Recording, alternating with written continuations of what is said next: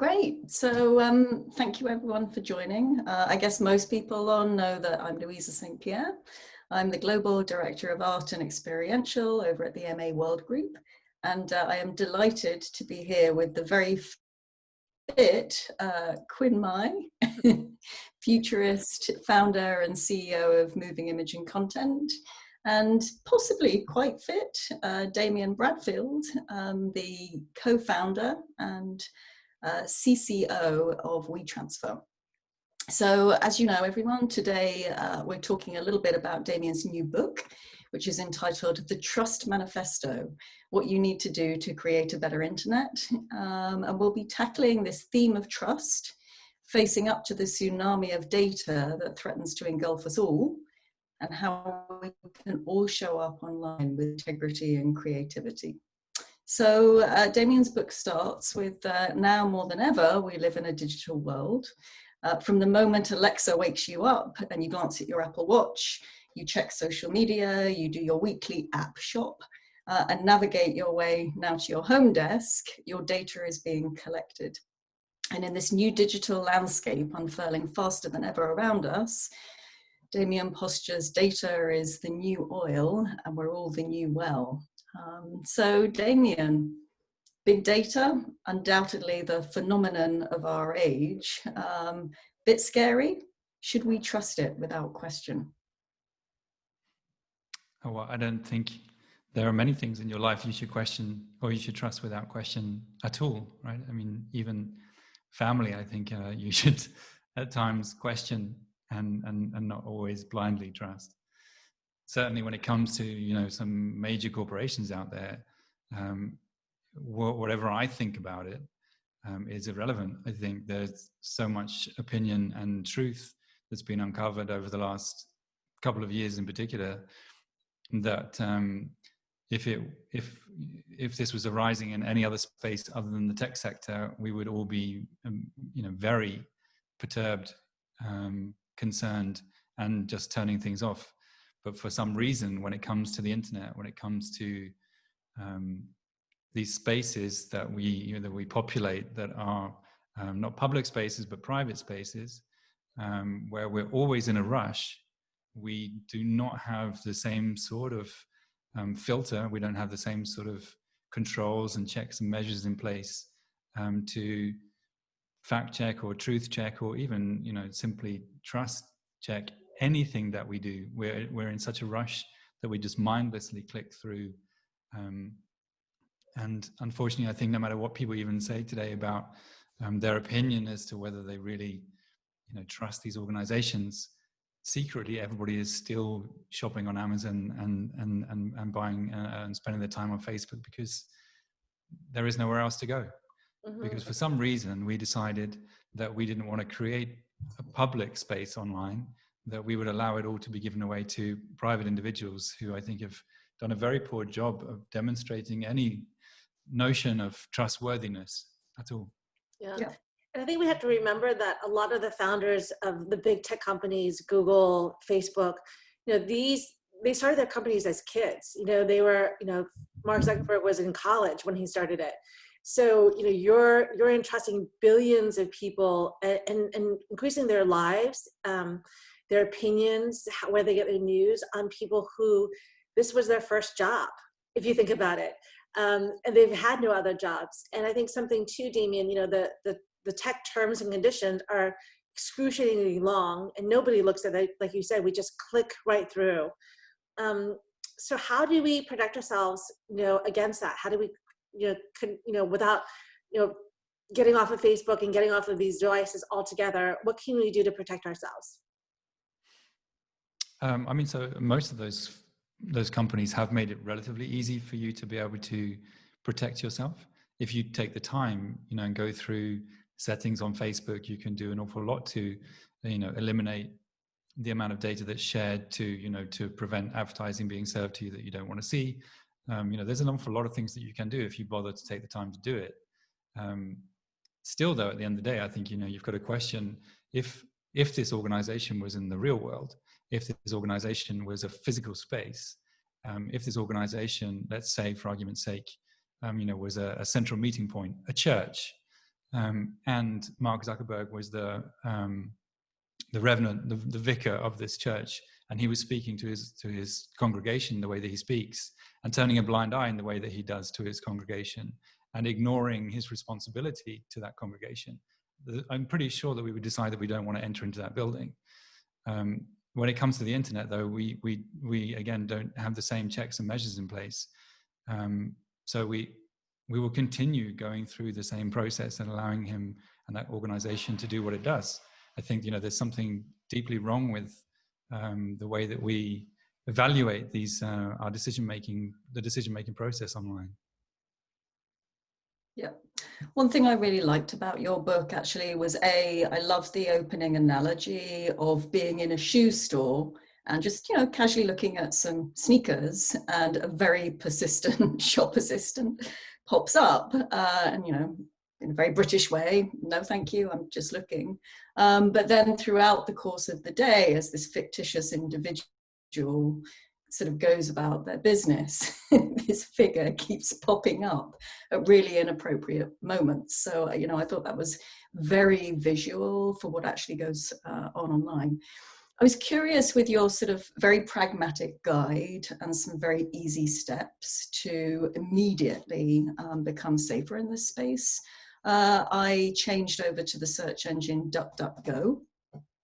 Can you tell us a little bit about DuckDuckGo and perhaps some other corporations that you think are helpful or particularly ethical? I mean, so DuckDuckGo is one example that you know, I think is a, you know, it's a pretty good organization that at least is trying to find an alternative way of you know, monetizing your attention, basically. But there are many. So Ecosia is a fantastic web browser. It's very crude, so it has no. If you're used to Google, you've basically been spoiled. But you know, there is a price that you pay for using Google. Ecosia is very basic, but you know, as a web browser that's used by more than 10 million people across Europe, for every 45 searches you make, they'll plant a tree. And if you go on Ecosia at the moment, I think they've planted something in the region of 80 million trees over the last 10 years, just really by monetizing search in the same way that DuckDuckGo does or anybody else, but putting that money to good use.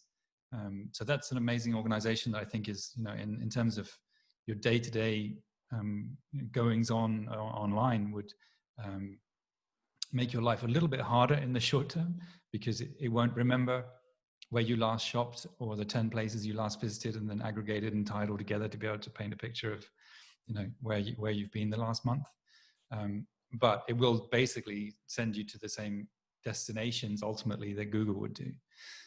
Brave is another fantastic organization that's, you know, really interesting in the way that it's building browsers and building technology that you know, are pushing the boundaries in terms of how to monetize the web. The way they understand the web at the moment is basically there's two monetization streams. One is advertising, which, to be frank, is dying. Everybody's using private browsing, and you know, banner advertising as we know it will disappear in the future. It's not sustainable. So the alternative that we currently understand is subscriptions. I don't know about you guys, but you know, once you've signed up for Hulu and Netflix and HBO and Showtime and I don't know, WeTransfer, Dropbox, you name it, you're getting into a considerable amount of money each month. So I don't know, you know, how many subscriptions you can take on, but I certainly personally have subscription fatigue that, you know, it's telling me at the moment that I need to review what I'm spending and not sign up for more things. Yeah. Brave has an alternative sort of business model that I think is a really interesting future potentially for the web too, that you know, we could have a whole session just on Brave, but it's really quite fascinating. Yeah. And I think Damian said something really critical, which is, you know, this move to subscription or free. And there's a saying that says that if you're not paying for the product, you are the product. So, you know, online, you know, there's going to be this move towards, you know, the media companies are really dying on the vine right now. You can see BuzzFeed buying HuffPo because they can only aggregate. And the problem is that Facebook and Google actually take something like 85% of all advertising dollars is going to Facebook and Google right now. So everyone's fighting over 15%. So I predict that what will probably happen is those who have high quality, right? You know, you've seen this already with the New York Times, in the States, Wall Street Journal.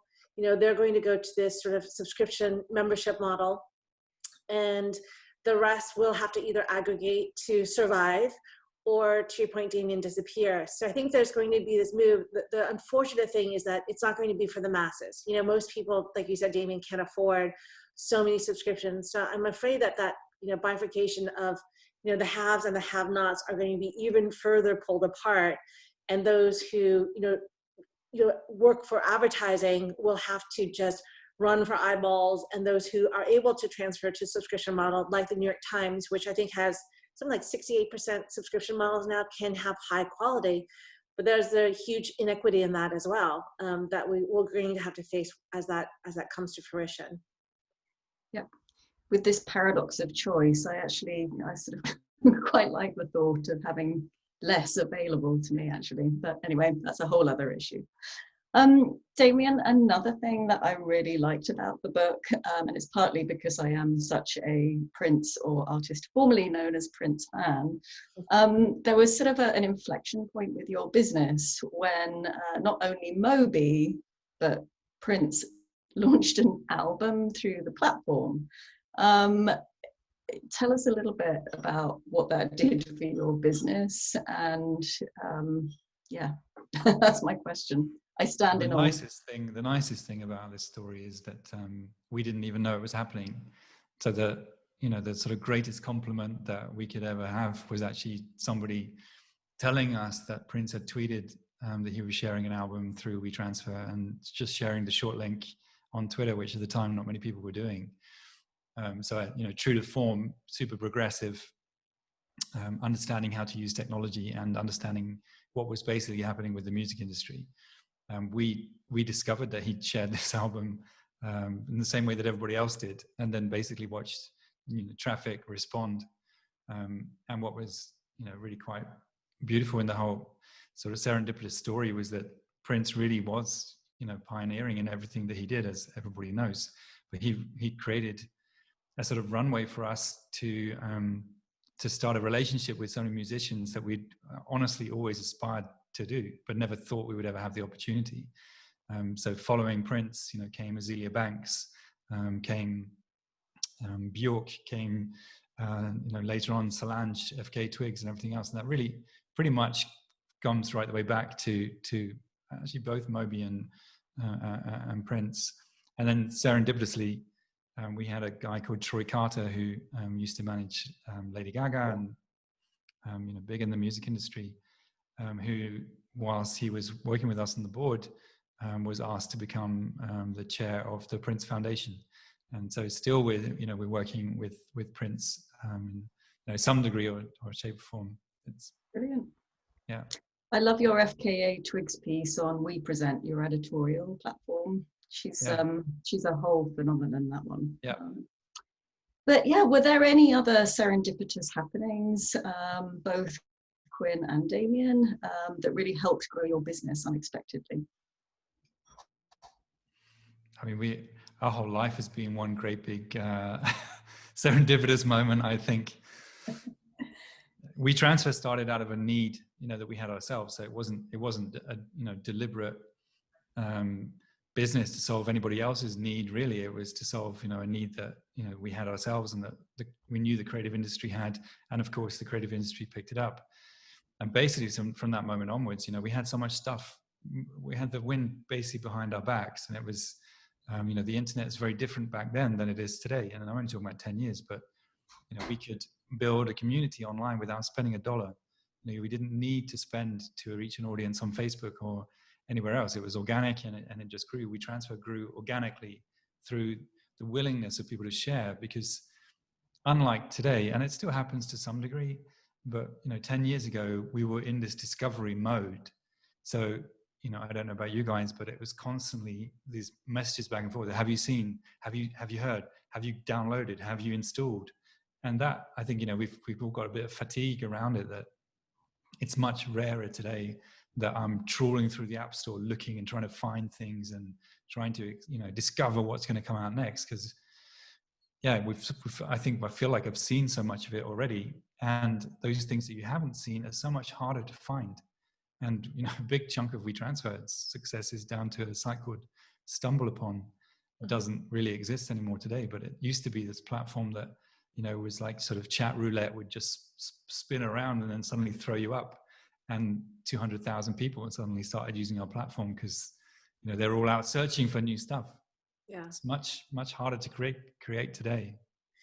You know, I think too that, you know, as we, you know, get forced into algorithms that sort of control our lives and what we see, I think what's really important about Serendipity is opening yourself up to collaborate with an audience. I mean, I think WeTransfer has a huge community out there of creatives that work with it. But from on our side as a creative strategy agency, we actually collaborate with the general public. You know, I do think that humor ideas are actually, you know, more interesting online than it can be inside a team of creatives, no matter who they are, no matter what agency, what group. So I think so much of what we think about now is how do we collaborate with the world at large? You know, so when we're doing a TikTok project, it's always, okay, what is the collaboration we're going to do with the general public? You know, we did a fun TikTok with Marc Jacobs this fall that has shockingly, you know, even us 9 billion views. And the whole idea was that you had to do a duet, you know, with an influencer in order to participate. Or when we did the first digital march ever for Girls Who Code, we asked people to submit their films to create the first digital march. And I think what's really important is opening yourself up, especially as a creative person, to go beyond your network, go to strangers, go to real people, because especially for Gen Z, you know, that generation thinks of themselves as creatives first and foremost. You know, they grew up, I'm sure your daughters are doing the same, Louisa, growing up editing, doing photo retouching, writing stories. So they're innately creative. So Serendipity really comes up when you open yourself up to collaborating with not just people from your team, not just freelancers, not just other artists, but the world at large and the people who want to participate in whatever you're doing. Yeah. I'm kind of curious about TikTok, actually, and the main reason I'm on it is indeed because of my daughters. And as we were preparing, all of us were commenting on how we learn through our kids.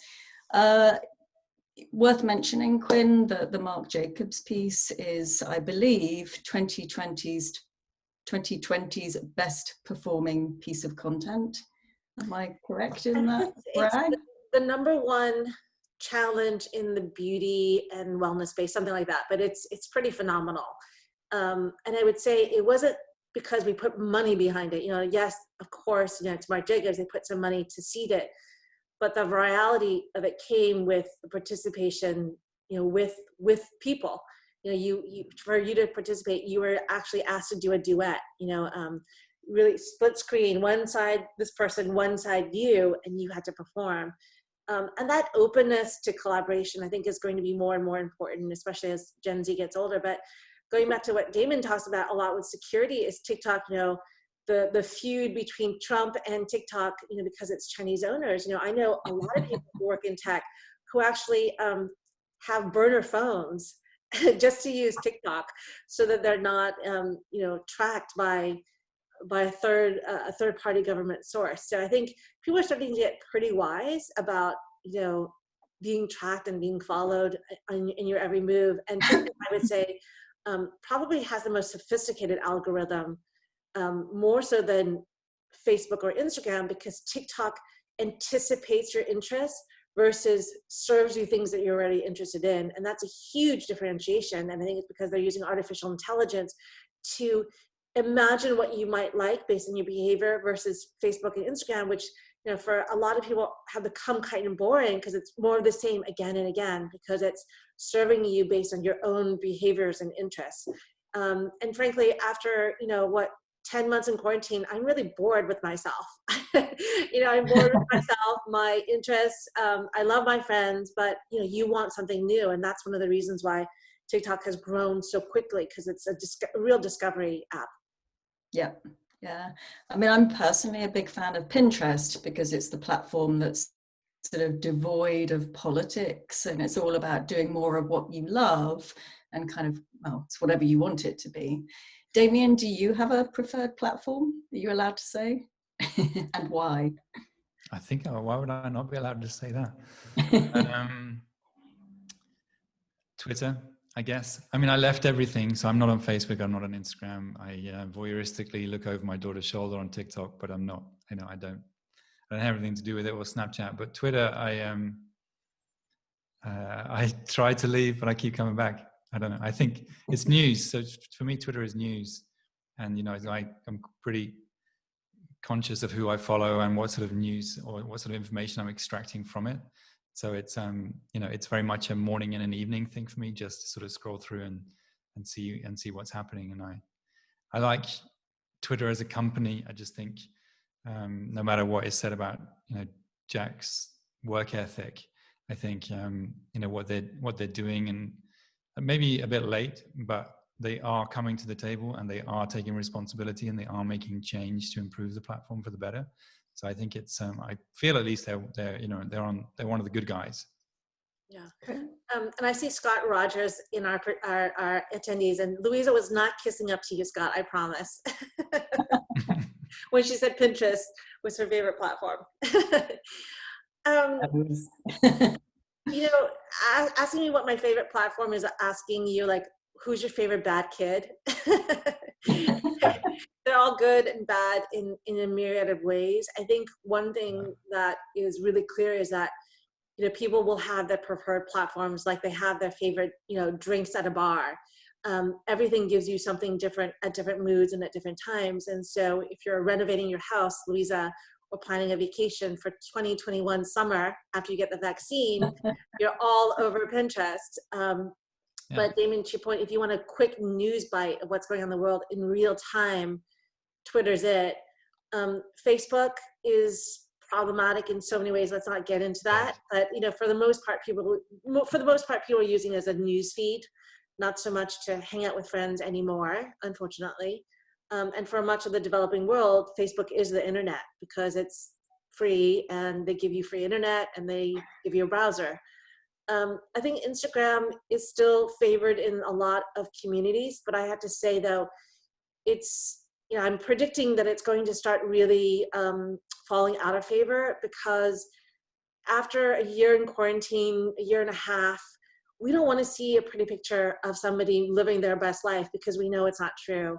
And I think a lot of the things that we saw cracking on Instagram at the beginning of the pandemic will be bigger cracks, because once we get out of the pandemic, there's a huge economy issue that we're going to be dealing with. So that sort of perfect, coiffed image isn't going to play as well, especially when TikTok is all about being real and authentic and being who you are, flaws and all.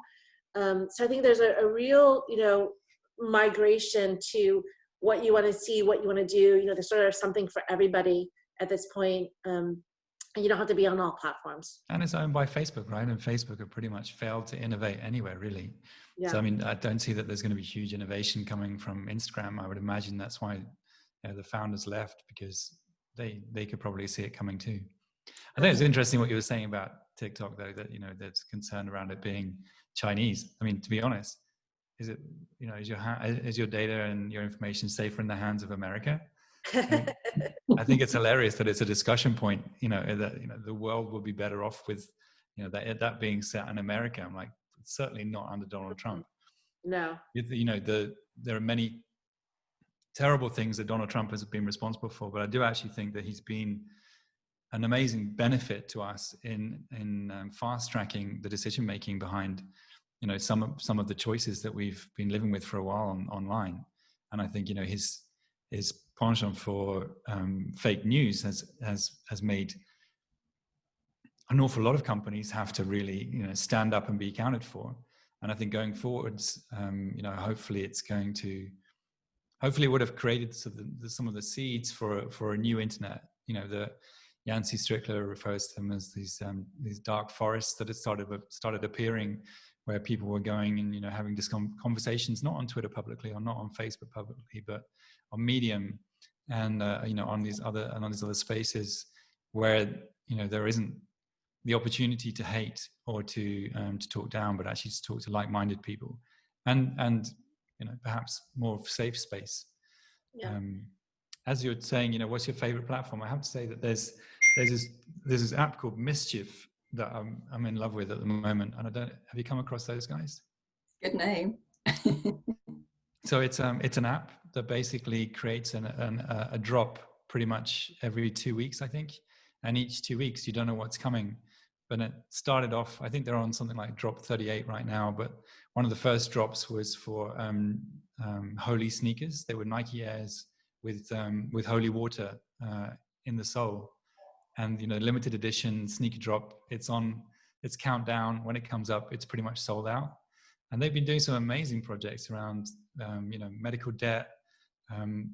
They had, the last project was called Blur, where you just had to trust them that the thing you were going to buy, which was all blurred out that you couldn't see, was going to be good. And again, sold out in minutes. Just this really interesting subgenre that I think is creating another community, another conversation point somewhere else that isn't taking place on Twitter or anywhere else. It does later, but it's happening on their own platform, and they'll build a community off the back of it, I'm sure. And I'm sure it will end up becoming a Netflix series or something too. It's super interesting. I mean, I think there's a real rise in micro communities now, not whether it's apps or Reddit threads or Discord, or on video game platforms like Among Us, everyone's trying to find their tribe online. So it's actually, small is the new scale, so I think we're going to really see that. I think the thing that concerns me is how it's going to just keep dividing the haves and the have-nots, that you can pay for subscription if you have the money. And we've seen that a lot, with the COVID crisis, how public health has to be something that's not about making a lot of money, but good for all. And I'm wondering if the internet can move into that public utility space, or if it's going to keep privatizing, Damian, and really bifurcate the haves and the have-nots. I mean, I very much hope that if you look at the internet as a metropolitan, so it was this this space that was basically grown over 25 years. If it was a physical space, we would have been through the sort of the prospecting pioneering space where everyone came for the land grab and started basically putting their stakes down on which streets they wanted and how they were going to name it, and all that sort of stuff would have taken place. We're probably in that era right now that if you grew up in the UK, there's a new town called Milton Keynes. And when Milton Keynes was first designed outside of London, it was brand new. It was supposed to be absolutely ideal because it was conceptually well thought through, and like Brasilia was this perfectly planned town. But in reality, it had so many issues because there were all these walkways that weren't lit. Architecture looked amazing, but they had no street lighting, so they were just a sort of crime scene. They hadn't put in the right sort of public spaces in order to actually create community. So it was just pockets of buildings and pockets of property that they then had to come back in and sort of revisit. That's the internet we're in right now. It's been privatized. We've allowed companies to basically set up the conditions for how we behave and how we act and how we buy and how we work and how we meet. There is no public space online at all. And what has to happen now is we retroactively go back and look at where are we going to create a public park? Where are we going to create, the woods, the forest, the churches, the meeting points, so that we can have a conversation or have some fun or do without this, to be honest, even. I mean, this is our public meeting place, but it's owned by Zoom and we're paying, well, we're not paying. You're paying. I don't know what you pay. Probably $200 a month or something. And, they determine, what you can do. It's very generous that over Thanksgiving you were allowed to have more than 45 minutes for free. But in theory, if the internet is going to be for all of us, then there should be free spaces where we can talk to that isn't monetized. Right? Yeah. Great. Well, we are 2 minutes over, so thank you, everyone. This has been really insightful. I think my main takeaway will be that mischief is actually the way forward with the internet. We'll be following up with an email to everyone with a recording of this, a link to Damian's book, again with the Obsequious. It's an absolutely essential must read. And thank you both for your time and everyone who joined us. Thank you so much, everyone. Thanks, Quynh. Thanks, Louisa.